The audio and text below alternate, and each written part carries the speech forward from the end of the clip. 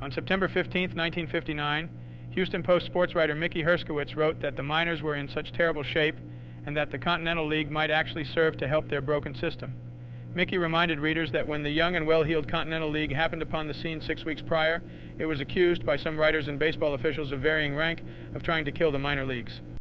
To us Continentals, this was clearly a case of false arrest because the miners had been withering for the past decade, but all of a sudden there was concern over who should get the credit.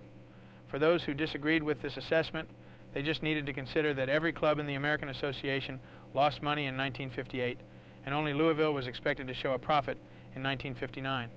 The three new cities under the American Association, Houston, Dallas, and Fort Worth, were estimated to lose a combined $200,000. As for attendance numbers, Buffalo led the International League in 1959 with a gate around the 400,000 mark, and no other team in the league that stretched from Canada to Cuba made money. At least one more franchise shift would be effected in the Pacific Coast League in 1960 with Phoenix, a San Francisco farm, moving to Tacoma, Washington.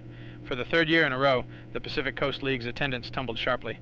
Only two Southern Association teams drew over 100,000 fans in 1958, and the box office suffered to such an extent in the 1959 season that Atlanta and Chattanooga were already up for sale.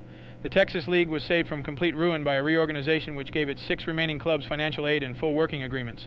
Between 1954 and 1958, the last year in which Houston, Dallas, and Fort Worth competed in the Texas League, attendance shrank by more than half, from 1.5 million to 700,000. Mickey also noted that when it had become apparent in cities, as it did in Houston, that baseball fans would not support minor league baseball, the need for a better product was created.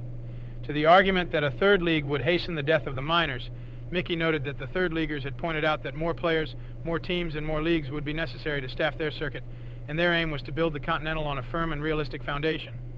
In the face of the minors' declining health, the best the majors could do was to provide a subsidy.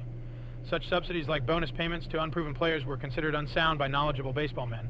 Branch Rickey had predicted that if the majors did not protect their source of supply, the colleges of America would have to provide the major leaguers of the future.